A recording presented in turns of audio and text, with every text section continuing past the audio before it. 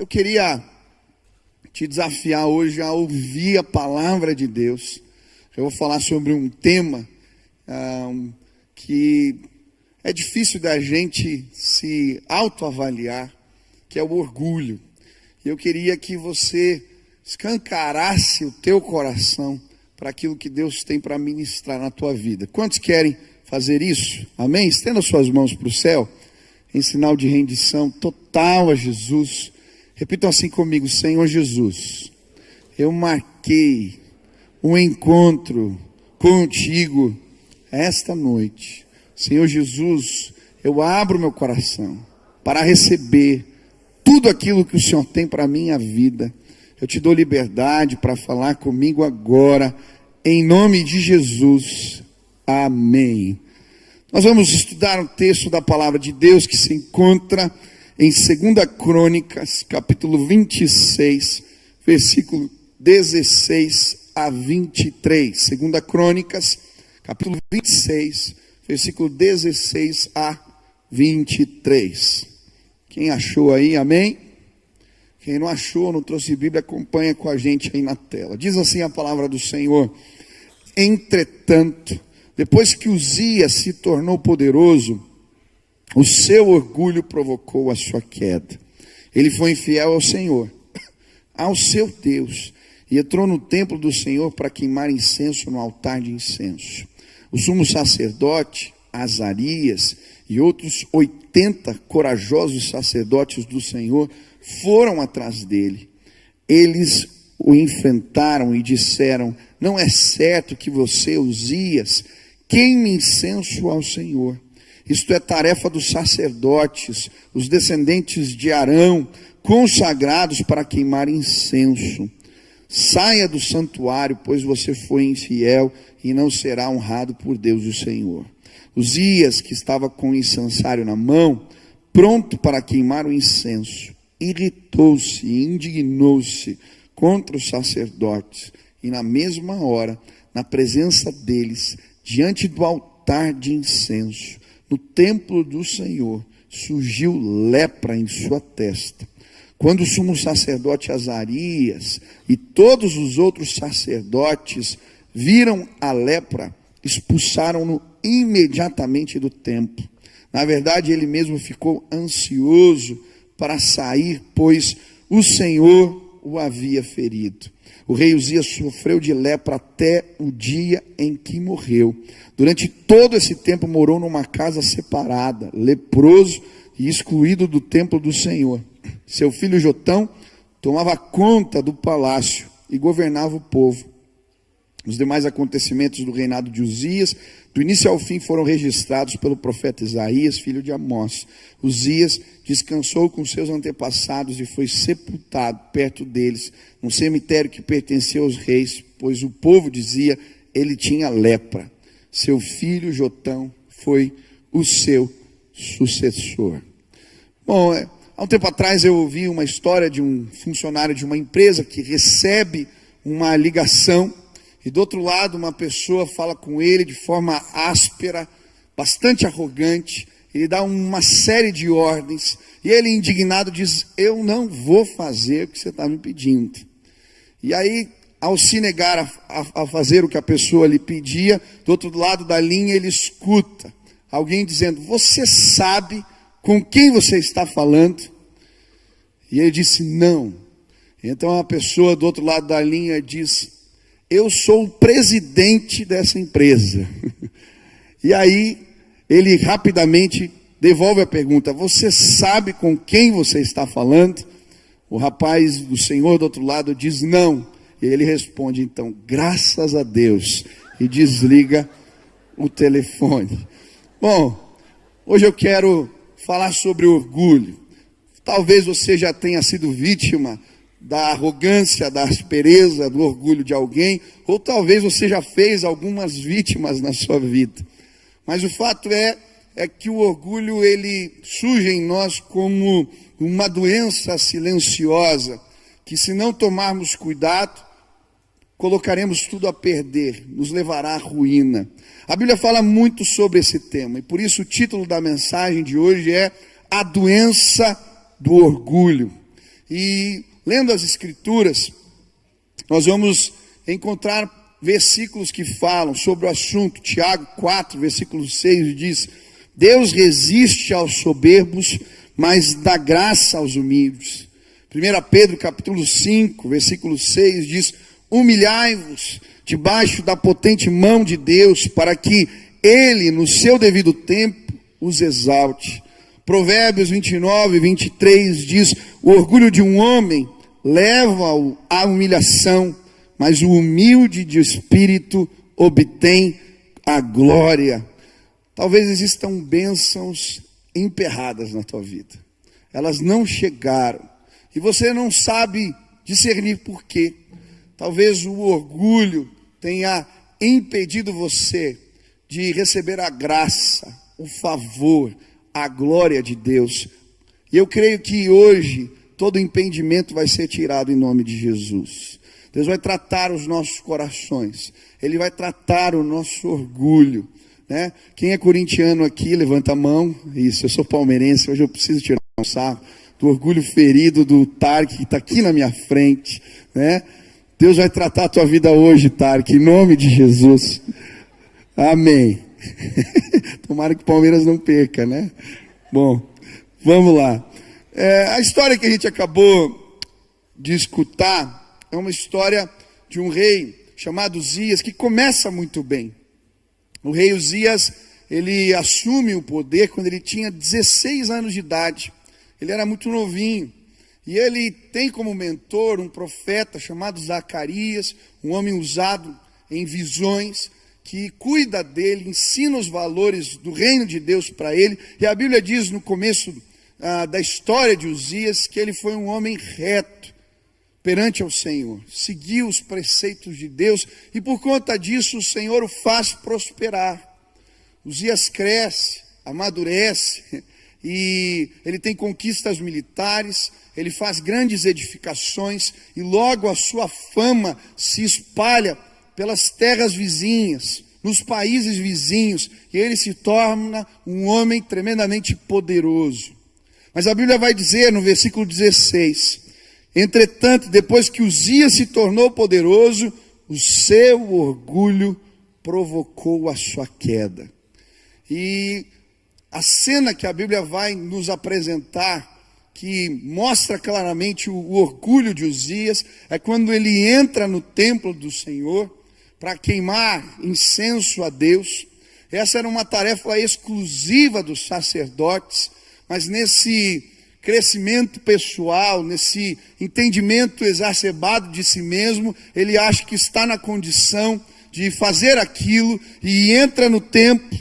E quando ele está ali queimando, para queimar incenso, ele é confrontado pelos sacerdotes, ele desafia os sacerdotes, e quando faz isso, Deus coloca uma lepra na sua testa, uma marca. E eu acho interessante a maneira como Deus vai nos apresentar o orgulho de Uzias. Ela vai nos apresentar o orgulho como uma doença mortal. E hoje eu queria olhar para essa doença, que é o orgulho, e eu queria tentar entender alguns sintomas que podem surgir dentro de nós, de forma desapercebida, e que vão nos levar a esse caminho de derrota, de ruína, de soberba. Há algum tempo atrás, o meu pai, no ministério pastoral aqui, convidou todos os pastores e passou um teste para nós. Eu nunca tinha feito esse teste, chamava o teste do orgulho. E tinha um questionário com uma série de perguntas que você fazia para si mesmo e se autoavaliava se aquilo acontecia ou não na sua vida, e depois saiu uma nota, né, a respeito do seu orgulho. E eu fiquei tão confrontado com aquele questionário, porque eu pude compreender que a questão do orgulho era muito mais abrangente do que eu imaginava. Desde então tenho orado, pedido: Senhor, me faz alguém humilde, quebrantado, porque eu quero ver a tua glória. E hoje eu vim te desafiar a se questionar. Eu vim te desafiar a olhar para si mesmo, a fazer perguntas chatas, mas a trilhar um caminho de humildade, de quebrantamento, para que a bênção e o favor de Deus se renove a cada manhã sobre a sua vida. Quem quer buscar esse caminho da humildade? Quem quer se quebrantar na presença do Senhor aqui, levante as mãos em nome de Jesus. Aleluia. Diga para a pessoa que está do seu lado: Deus vai abençoar você. Eu creio. Hoje eu queria olhar para esses sintomas dessa lepra, dessa doença que é o orgulho em nós. Primeiro sintoma: a doença do orgulho tem a capacidade de entorpecer os nossos sentidos. Ela entorpece os nossos sentidos. Eu acho interessante o paralelo que existe aqui com a lepra. A lepra, ela gera isso, uma incapacidade de sentir. Nós não sentimos corretamente. E o orgulho, ele provoca exatamente isso, ele entorpece os nossos sentidos. E nessa história isso fica muito bem mostrado na vida de Uzias. Primeiro sentido que é afetado é a visão. O orgulho, ele cega o nosso entendimento. E é muito interessante porque o nome de Uzias, se você ler o mesmo relato paralelo no livro de Reis, você vai ver que é um outro nome que aparece, não é Uzias, é Acasias. Acasias ou Azarias? É muito parecido, não sei agora, é Acasias mesmo, tá? E quando eu li esse texto, Acasias, e procurando nos comentários, eles dizem algo interessante. Acasias é o nome de nascença do rei. E o nome dele significa Deus tem me ajudado. E os comentaristas diziam que depois de um determinado tempo na sua vida, quando ele fica poderoso, ele muda o nome. Ele dá uma espécie de nome artístico, um nome real. Ele se chama de Uzias. Mas junto com a troca do nome, ele esquece quem o levou às conquistas. Quem o levou ao lugar onde ele está naquele momento. E o seu entendimento é cegado. Ele não consegue ver que a sua prosperidade, que as suas conquistas têm a ver com o Deus que o tem ajudado. Mas ele começa a achar tem a ver com as suas habilidades, tem a ver consigo mesmo. O orgulho tem essa capacidade de afetar a nossa visão a respeito das coisas. Eu gosto muito da orientação que Moisés dá ao povo, quando os líderes vão tomar a terra prometida, e ele fala assim: olha, não se esqueçam do que Deus fez por vocês, Deuteronômio 8. Não digam, pois, no seu coração, o meu braço e a minha força me proporcionou estas coisas. Antes te lembrarás do Senhor teu Deus, que te permitiu adquirir riquezas. Quantos aqui têm conquistas, alcançaram conquistas na vida? Levante as mãos. Você está com uma esposa aí do seu lado, um namorado, né? Conquista abençoada, que bênção, né? Você tem um bom emprego, um bom trabalho, uma família bonita.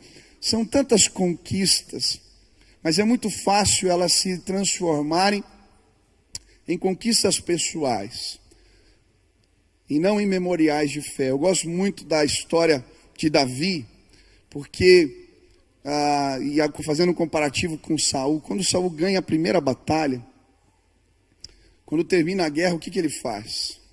Ele constrói um monumento de honra pessoal para si mesmo. Davi, a primeira batalha dele foi um embate com o gigante Golias. É interessante porque em um determinado momento ele está fugindo de Saul e ele vai buscar a espada de Golias, e ela está onde? Na casa de Deus. Se nós não soubermos lidar com as conquistas, nós vamos pôr tudo a perder nas nossas vidas. Elas podem se transformar em troféus que mostramos para os outros e nos gabamos, ou elas podem se transformar em memoriais de fé, que tem lugar na casa de Deus, que encontra o lugar diante do altar do Senhor. Em outras palavras, o que eu quero te dizer: tenha um coração agradecido.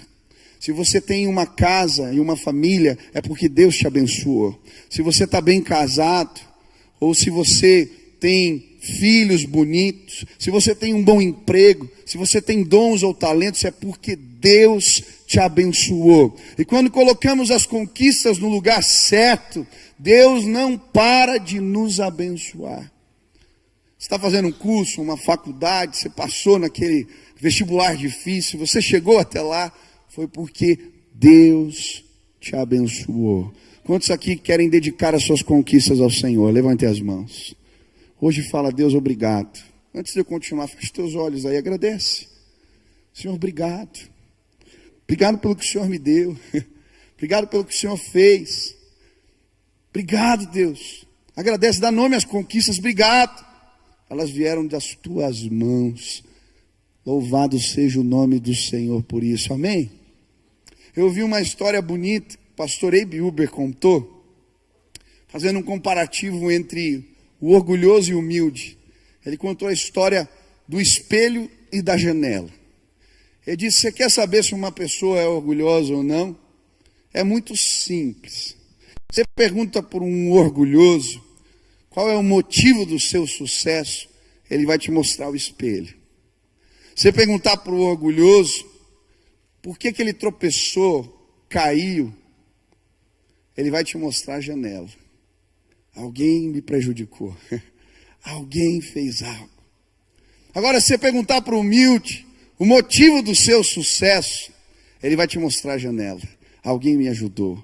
Alguém cuidou de mim. Alguém me mentoreou.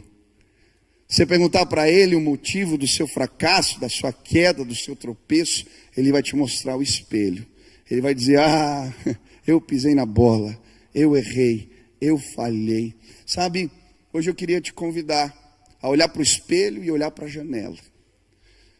Mas também olhar para o alto e entender que as tuas conquistas, elas vêm de Deus. E elas têm a ver com pessoas que passaram pela tua vida. E se você colocar o espelho e a janela no lugar certo, as coisas vão continuar acontecendo e indo bem na tua vida, em nome de Jesus. O inimigo não vai entorpecer a nossa visão. A gente vai enxergar as coisas do jeito de Deus. Algumas perguntas para você. Você constantemente põe a culpa nos outros quando algo dá errado no seu trabalho, o que você está fazendo? Você tem facilidade em assumir as suas falhas? Você tem um coração agradecido? Ou você está sempre reclamando da vida, das coisas? Como é que é? Talvez o orgulho tenha entorpecido a tua visão. Segundo aspecto desse entorpecimento na vida de Uzias é a audição. Ele se torna incapaz de ouvir os outros. É muito interessante porque quando ele vai queimar o incenso diante do altar, a Bíblia diz que não foi um sacerdote apenas falar com ele. A Bíblia diz que foram 80 falar com ele. Não faça isso. Isso é uma loucura. O que você está fazendo? Mas a doença do orgulho tinha tirado a capacidade de Uzias de ouvir, de aceitar o conselho, até mesmo de uma autoridade espiritual. E aí, por causa dessa incapacidade, ele acaba pondo tudo a perder. Como é que é você nessa área?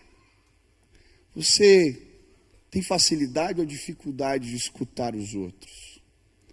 Quando um conselho, uma exortação vem, você aceita? Ou para você é muito difícil lidar com as críticas?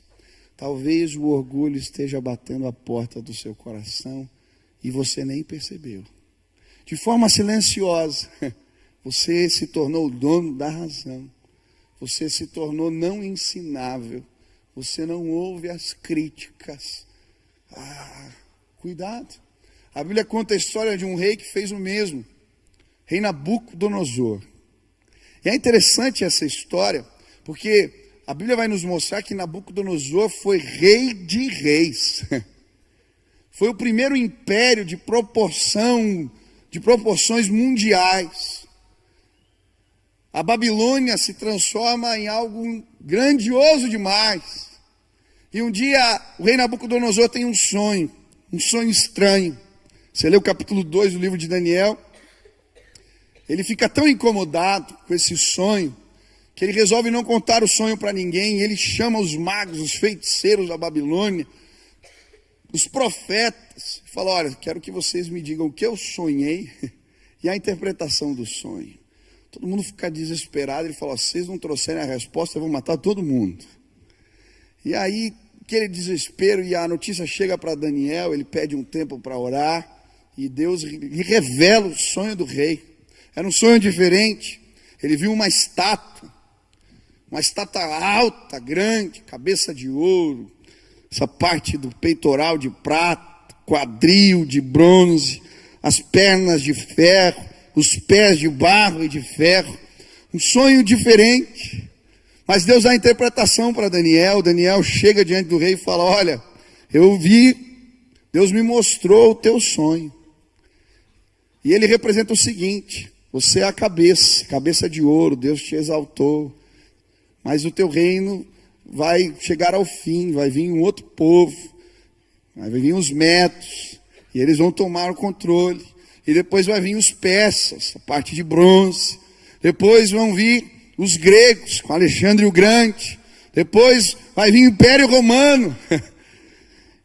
E aí, por fim, na visão, ele viu uma pedra que descia de uma montanha e arrebentava com toda a estátua. E ele fala: vai vir uma pedra, um reino, que como uma pedra vai destruir todos os outros reinos, e esse reino jamais acabará. E Daniel está profetizando no livro a respeito da vinda do reino dos céus, na pessoa de Cristo Jesus, que chegou na época do Império Romano. Que coisa tremenda! Centenas de anos antes ele está falando: vai vir um rei maior do que você, e o império dele vai ser muito maior do que o teu. E o império dele jamais vai acabar. Que foi alcançado pelo reino dos céus na pessoa de Cristo Jesus. Aleluia! O que o rei faz? Dá presentes, coloca Daniel no cargo de autoridade. Mas se você ler o capítulo seguinte, capítulo 3 de Daniel, o que ele manda fazer? Uma estátua de ouro. Tinha acabado de receber um sonho. O que representava isso? Eu estou aí porque você falou, eu não acredito não. Meu reino não vai passar, não vai ser desse jeito. Constrói uma imagem de ouro e manda as pessoas adorarem. Que coisa! E aí sabe o que acontece? Ele tem outro sonho, capítulo 4 de Daniel. Um sonho maluco. Ele vê uma árvore alta, com galhos grandes, folhas bonitas, muitos frutos, os animais debaixo da árvore.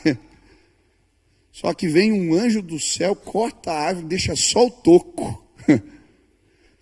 E ela fica presa 7 tempos, diz a Bíblia. E aí ele chama Daniel: eu tive esse sonho, o que representa isso agora? E Daniel chega e fala: rei, melhor que fosse para outra pessoa, não para o Senhor, para os teus inimigos. Mas como você se exaltou, Deus está dizendo que ele vai cortar. Você vai ficar durante 7 tempos vivendo como um bicho, comendo capim, se você não se arrepender. Rei, procura o Senhor. O que o rei faz? Não dá ouvidos para Daniel.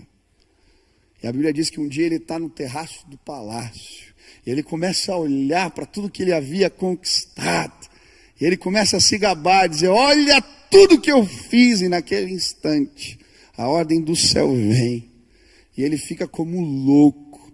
Por 7 tempos, eu não sei se são 7 anos, ele fica comendo capim. A Bíblia diz que o seu cabelo cresce como as penas de uma ave, e as suas unhas como as da águia. Ele fica louco, até o dia que volta em si, cai em si, e se volta para Deus. O que eu estou dizendo para você? Muitas vezes o Senhor nos dá recados. Você vem no culto e Deus fala.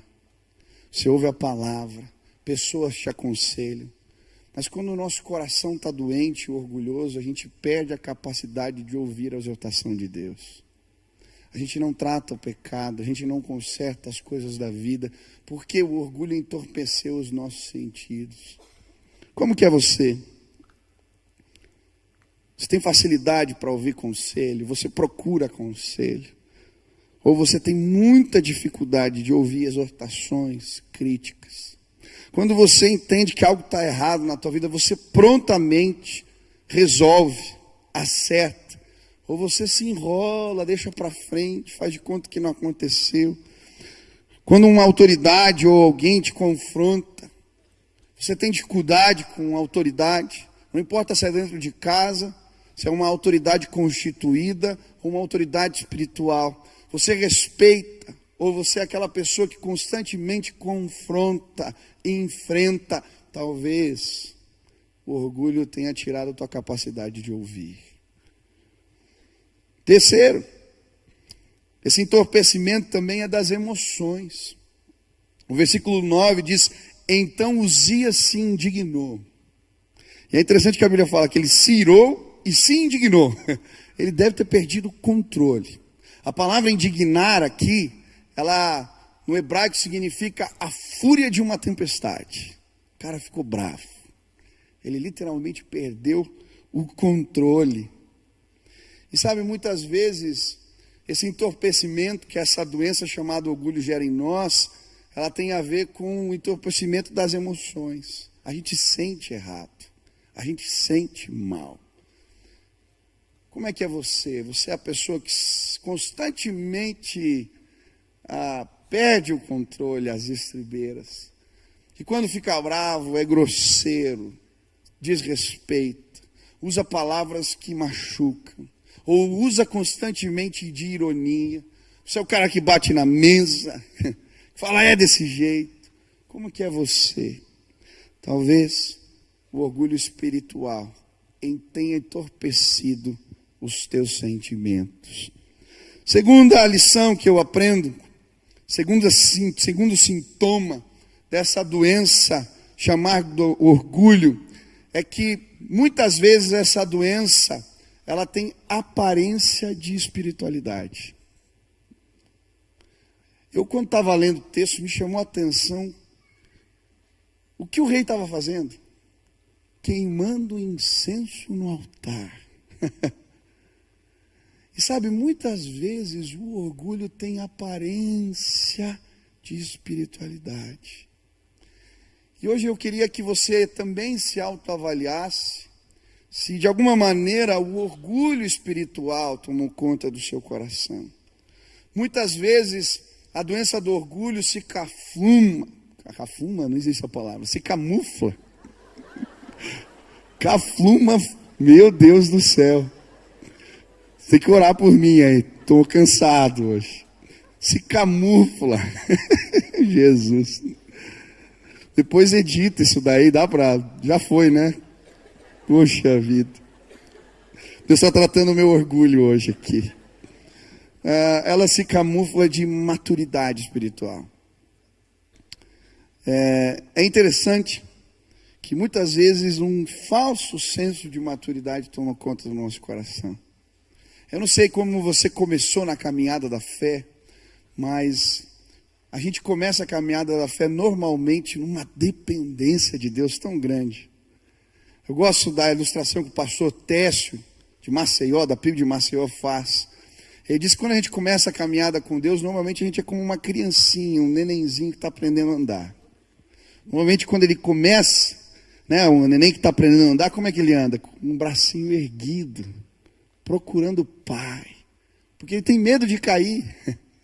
Aí depois que ele cresce, ele vai abaixando o braço e depois não procura mais o pai. E muitas vezes nós somos assim. Um senso de maturidade espiritual nos leva para longe de Deus.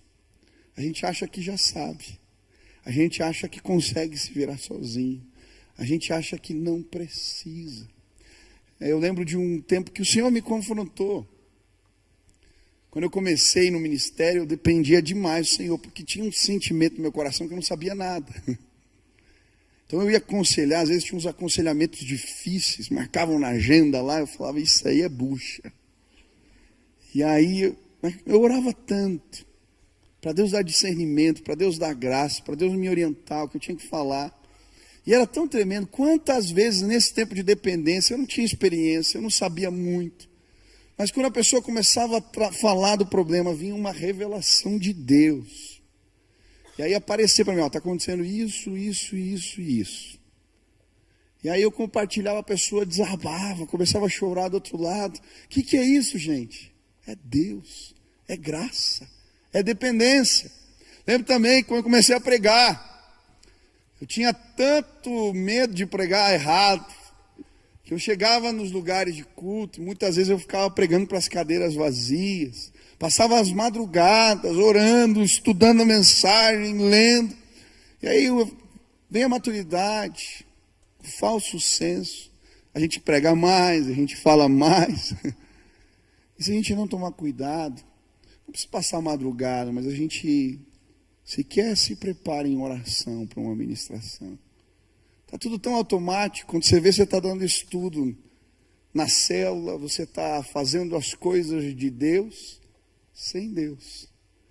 Porque um orgulho, que ele não é tão declarado para nós. Ele vem silencioso, quietinho.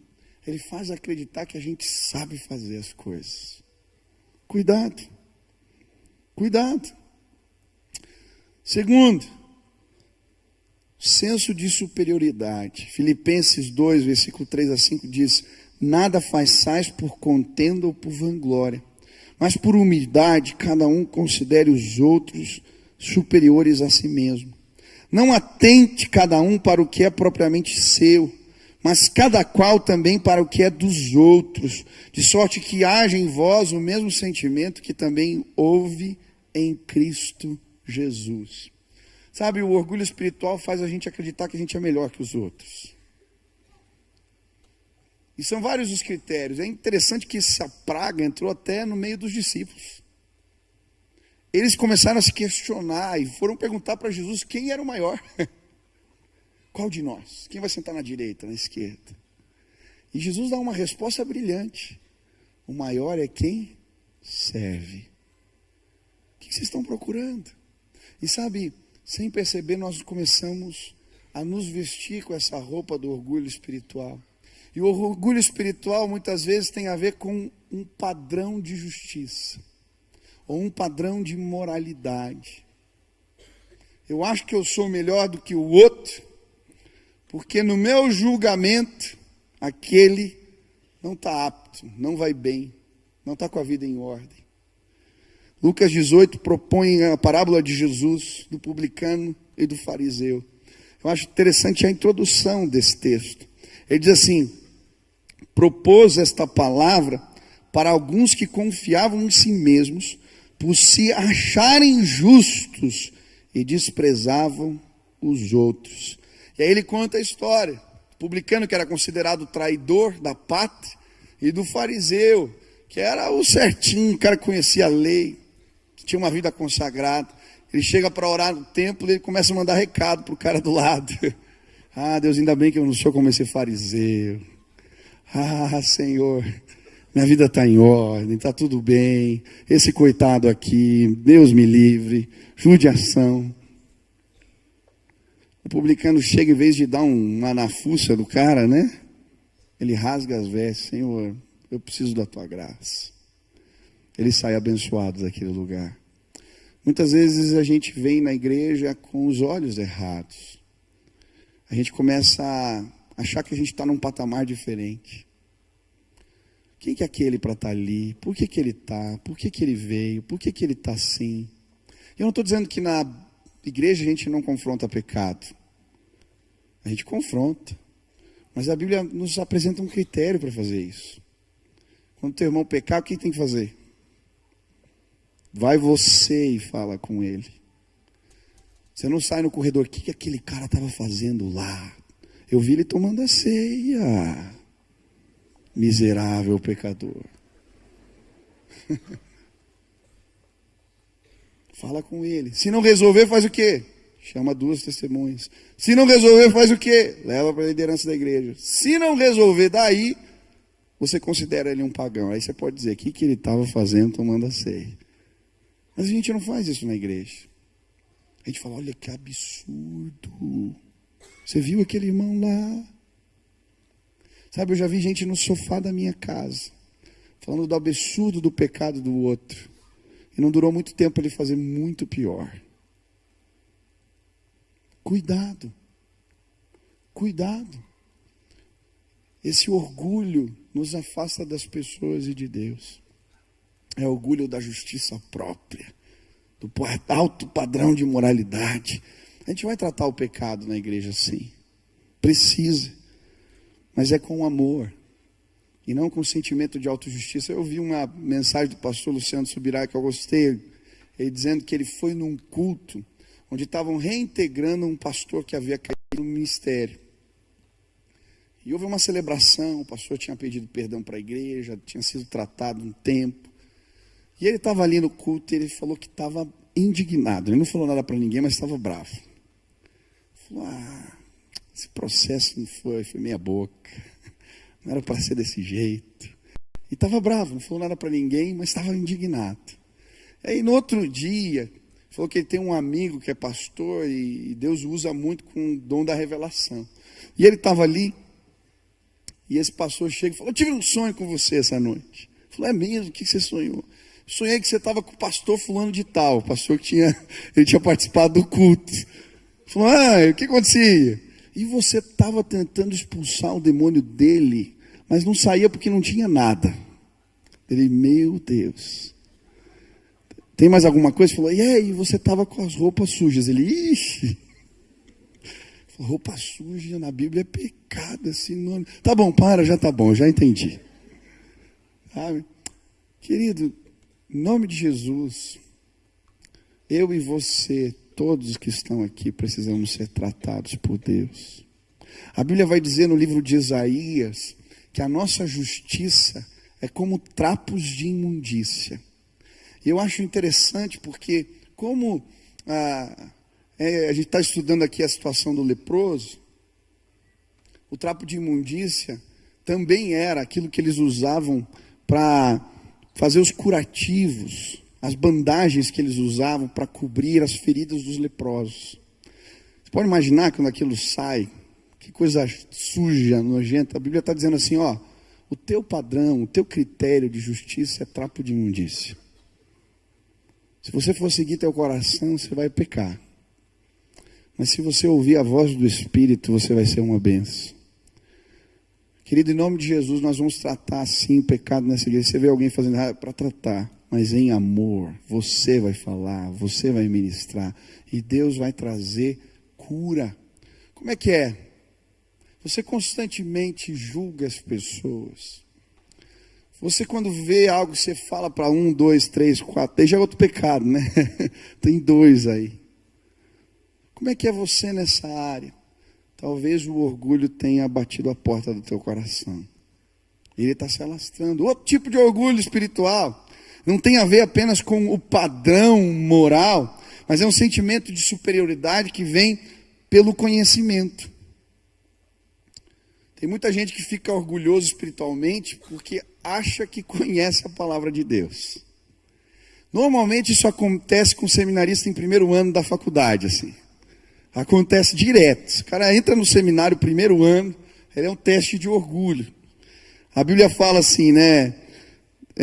Para Timóteo, Paulo está dizendo, para não fazer o líder que não seja neófito, para não suceder que ensoberbeça o coração e incorra na condenação do diabo. Muitas vezes o líder novinho na fé, o neófito é o novo convertido. Ele aprende alguma coisa e acha que sabe tudo. E é muito fácil, o cara que entra no seminário, por exemplo, ele estuda lá meia dúzia de coisas, lê uns livros de teologia e tal. E aí ele vai no primeira pregação, vai ouvir a pregação. Em vez de ele falar assim, Senhor, fala comigo. Ele quer ver se ele aprendeu direitinho. Então, deixa eu ver se a performance ele está fazendo direito, seu irmão. Aí começa a criticar. Só que ele não para. Eu lembro uma vez no seminário, foi um pastor velhinho pregar. Uma mensagem que me arrebentou assim na cadeira. Sabe que hora que você sai? Quando a gente chegou na sala, o professor que estava conduzindo falou, isso aqui é academia. Vamos fazer uma avaliação da mensagem. E aí começou um monte de crítica, um monte de coisa. Eu falei, meu Deus. E sabe, às vezes a gente perde a oportunidade de ouvir Deus falar com a gente. porque a gente está avaliando a performance, o jeito, isso, aquilo. E a gente esquece o que a gente veio fazer aqui. Querido, eu não estou nem aí se você gosta ou não da minha performance. Eu quero que você escute a palavra de Deus e que ela toque teu coração e confronte a tua vida, em nome de Jesus. Tem uma nova modalidade, né? Tem os neófitos agora, o cara, ele começa a seguir uns sites na internet. Eu não vou nem dizer o nome, você sabe, né? Tem até curso de teologia que você faz em 3 meses. Aí o cara faz um curso ultra calvinista lá, ele aprende o tulipe, total depravação, as bases fundamentais do calvinismo. E daí, depois de 3 meses de curso de teologia, ele é doutor. Aí ele vem. Ele não vem mais no culto para ouvir a palavra. Ele vem para questionar. Olha, ele vira um fiscal do reino de Deus. Você conhece o fiscal do reino de Deus? Tem um monte. Ele fica fiscalizando. Olha, o pastor... Pera lá, ele citou Dietrich Bonhoeffer. Nossa, hoje foi legal, hein, cara? Ele citou Spurgeon, que massa, hein? Ele tá ficando crente agora. E aí, em vez de ouvir a palavra de Deus, de ser ministrado, eu começo a achar que eu sei mais da Bíblia que todo mundo. E eu não... Se é fulano de tal, então eu não escuto. Se é o livro de... então esse livro eu não leio. Eu lembro um jovem que eu fui dar um livro para ele. Ele olhou atrás e falou, esse cara é da corrente tal. Não, pastor, eu não posso ler esse livro. Como assim? Filtra o que é bom para a tua vida. Sabe, eu rodo por tudo que é igreja. Graças a Deus. Esse movimento de unidade. Eu vou metodista, menonita, presbiteriana, metodista. Vou nas bola de neve, vou em tudo que é lugar. Quadrangular, eu estava pregando na comunidade Alcance. E sabe, eu vejo os pastores nesses congressos que eu vou pregando. Agora eu podia ser um fiscal do reino de Deus, ficar ali, né? Puxa, saiu da linha, hein? Puxa. Eu não estou dizendo que quando é uma heresia, que é um absurdo, a gente não tem que se posicionar. Mas quantas vezes eu fui ministrado em lugares tão diferentes, por pessoas tão diferentes. Às vezes nós temos algumas divergências doutrinárias, mas existe tanto em comum que se eu souber filtrar para a minha vida, eu vou ser abençoado. Meu irmão, sabe o que está acontecendo? Você ficou orgulhoso. O orgulho da palavra. E pior, normalmente quem é orgulhoso assim é o cara que tem 2, 3 anos de convertido, não é o velho. Porque eu não sei, quem terminou o seminário, a minha sensação quando eu saí do seminário, eu falei, cara, não sei nada. Como é que eu vou para o ministério agora? Você sentiu assim também, né? Eu falei, poxa, não sei nada. Porque tem tanta coisa para aprender.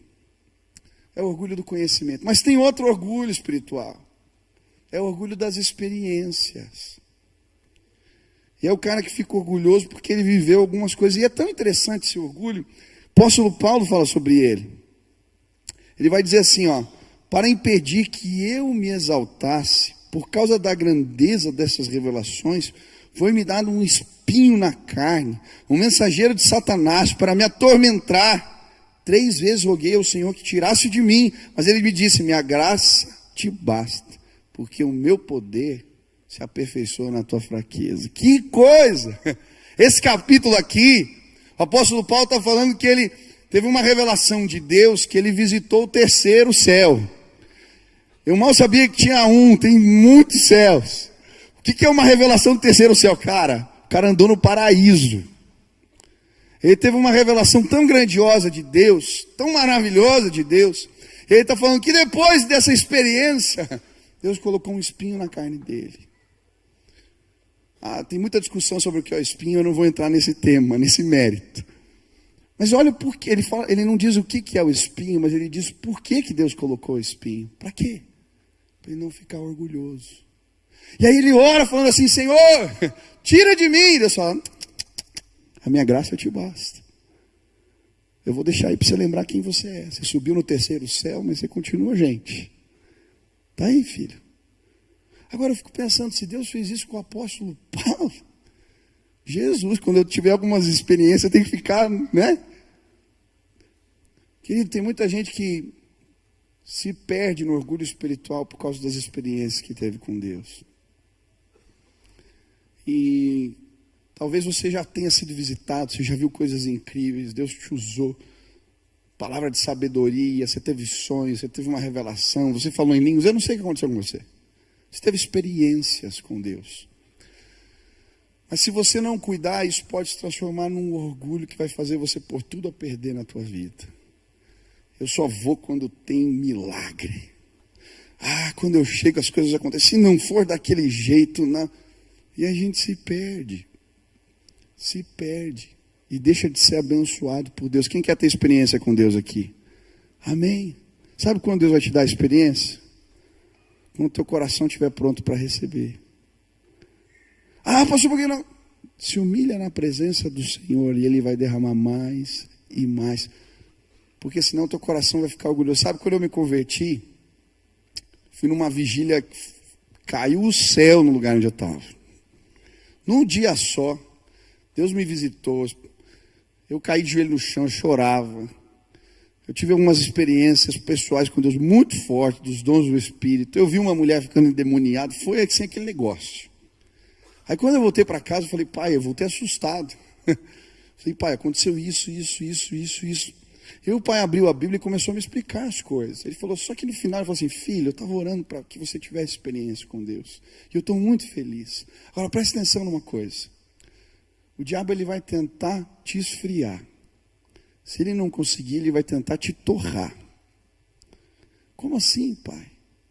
Você vai ficar orgulhoso e achar que as coisas só acontecem de um determinado jeito. Quando você está no meio, então cuidado com isso. E de fato, eu andava com uma galera, a gente fazia vigília semana sim, semana não, e não tem problema fazer vigília. Mas alguns amigos se perderam nesse caminho. E eles começaram a buscar de tal maneira as experiências e achar que era alguma coisa, que foram se desconectando da igreja e se desviaram dos caminhos do Senhor. Quero dizer para você, você teve uma experiência com Deus, foi a graça de Deus que te alcançou. Se você viveu algo com o Senhor, foi porque Deus te ama e resolveu te presentear. Agora você é mais crente do que os outros porque você falou em línguas, porque você profetizou, porque você... Não, meu irmão, não tem nada a ver.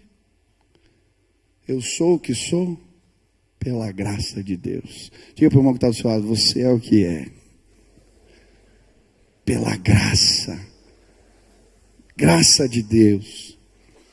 Terceiro sintoma dessa doença, orgulho, é o isolamento. É interessante a história, porque Uzias, ele vai parar numa casa, isolado. Ele não podia mais governar, ele tem que sair do palácio. Quem governava agora era o seu filho. E naquele tempo a lepra era uma doença contagiosa. Eles acreditavam que tinham que isolar, não tinha meios de tratar, então isolavam as pessoas. Tinha gente que usava até um sininho para avisar que estava chegando, para as pessoas irem embora, porque essa era uma doença muito contagiosa. Esse é o cenário. E a lepra do orgulho, ela faz o mesmo com a gente. Ela nos isola. Ela nos afasta das pessoas e nos afasta de Deus.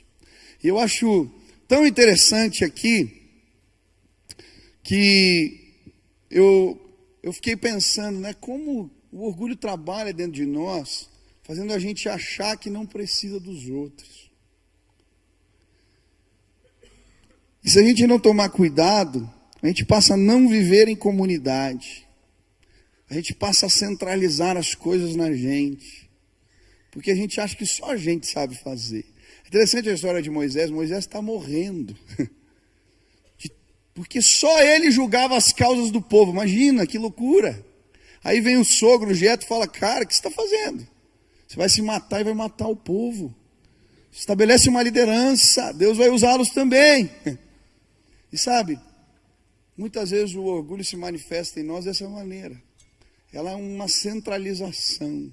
Eu não consigo delegar atividades, eu não consigo confiar nos outros, eu não consigo viver em comunidade, eu não posso depender de ninguém.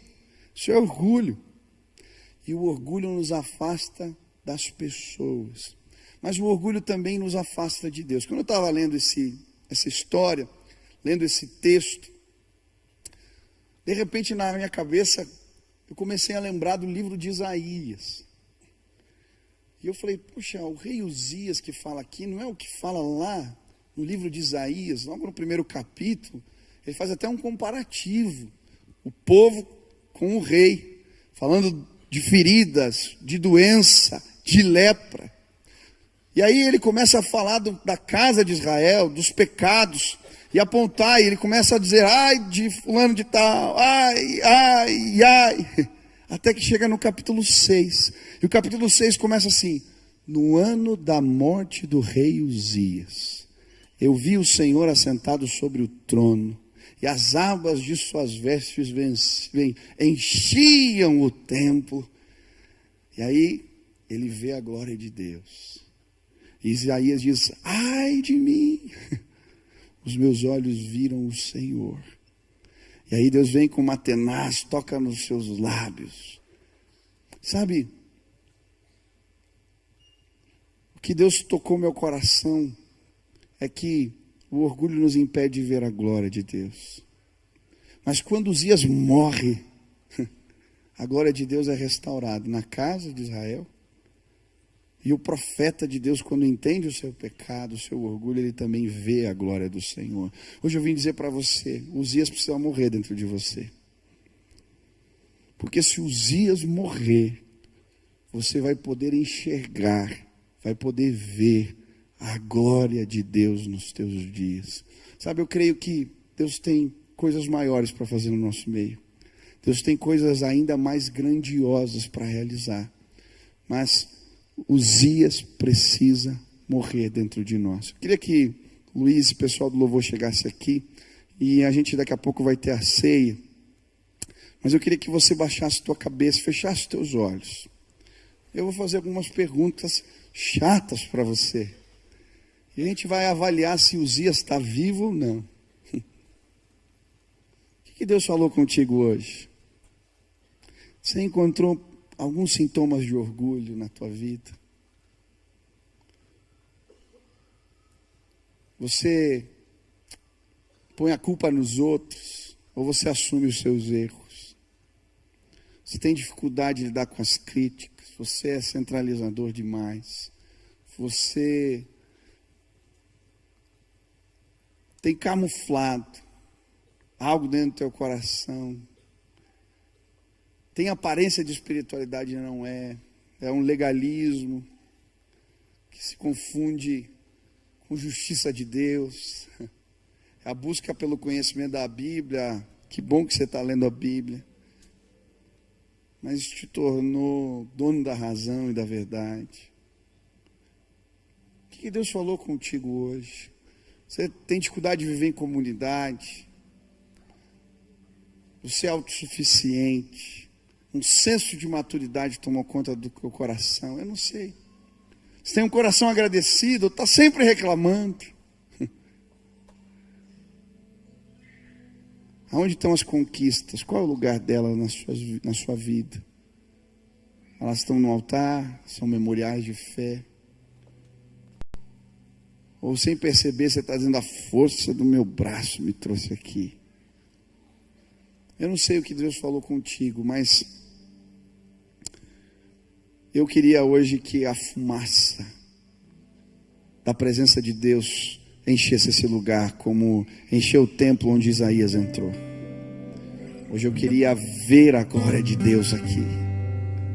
Queria ter essa experiência, ser tocado por uma tenaz, talvez nos meus lábios, e ser completamente purificado. Talvez esse seja o seu desejo. Você quer ver a glória, você quer ver a presença de Deus, você quer encontrá-lo. Uzias precisa morrer em você. Hoje Deus quer tirar tudo aquilo que nos afasta da graça, do favor, das bênçãos, da presença de Deus. Você está vivendo isolado? Por quê?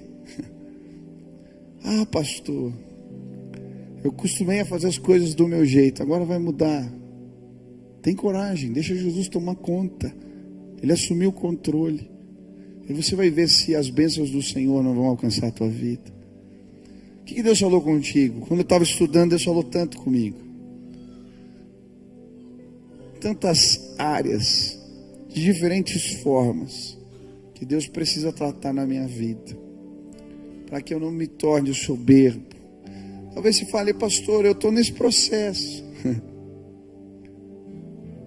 Eu não sou grosso, mas pastor, tem sintomas, sim. Eu não quero que isso cresça dentro do meu coração. Quero matar, cortar o mal pela raiz. Quero pedir a graça. Hoje eu queria pedir em nome de Jesus para a gente testar o quebrantamento na nossa vida. Se humilhar na presença de Deus. Reconhecer que a gente precisa melhorar. Se Deus falou contigo hoje, falou: Senhor, eu quero melhorar, eu quero crescer. Eu quero ter o coração como daquele publicano quebrantado na tua presença. Eu quero ser ouvido pelo Senhor, eu quero a tua glória na minha vida. Se Deus falou contigo hoje, em nome de Jesus, fica de pé no teu lugar agora, se apresenta aí, fala: Deus, trata a minha vida, trata, Deus, trata o meu orgulho, trata o meu coração, em nome de Jesus. Aleluia. Vamos orar aqui? Vamos orar aqui. Feche teus olhos e agora fala: Senhor, ó, isso aqui me incomodou hoje. Isso aqui veio na minha mente. Isso aqui foi o que eu lembrei. Senhor, trata. Às vezes a gente é tão orgulhoso que a gente não consegue nem assumir, né? Puxa, eu tenho esse problema. Se apresenta diante do Senhor agora, em nome de Jesus. Dá o nome. Agora vamos orar junto aqui. Senhor, nós queremos ver a tua glória. Nós não queremos nos perder em meio às nossas conquistas. O Senhor tem nos dado tanto e tudo é fruto da tua graça.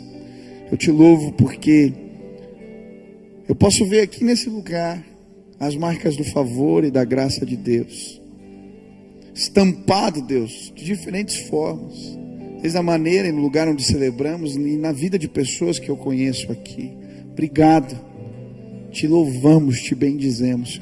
Agora eu quero pedir que toda lepra do orgulho, todo engano, que essa doença, ela possa ser arrancada do nosso coração. Que os dias possam morrer dentro de nós. Que a gente tenha a coragem de pedir perdão. Tenha coragem de procurar aquele que nos ofendeu. Muitas vezes por um orgulho não fazemos isso, Pai. Por orgulho não tratamos nossos pecados. Por orgulho estamos trabalhando mais do que deveríamos. Por orgulho, Deus. Nos ensina, Deus. Nos ensina, Deus, a ter um coração humilde, a reconhecer as pessoas, a reconhecer, Deus, que o Senhor colocou gente perto da gente, a viver em comunidade. Pai, queremos ver a tua glória. Hoje, Pai, nos visita mais uma vez. Vem com a tua presença maravilhosa que quebranta os nossos corações, renova as nossas vidas. Em nome de Jesus. Amém. Amém. Glória a Deus. Aleluia.